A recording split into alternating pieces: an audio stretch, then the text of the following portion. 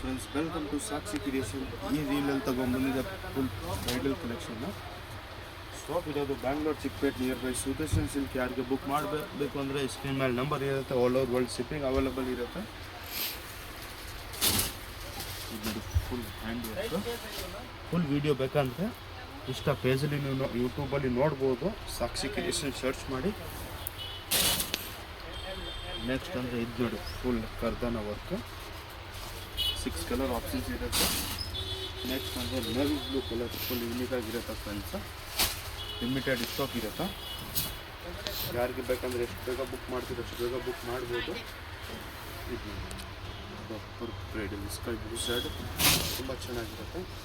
next lavender colour,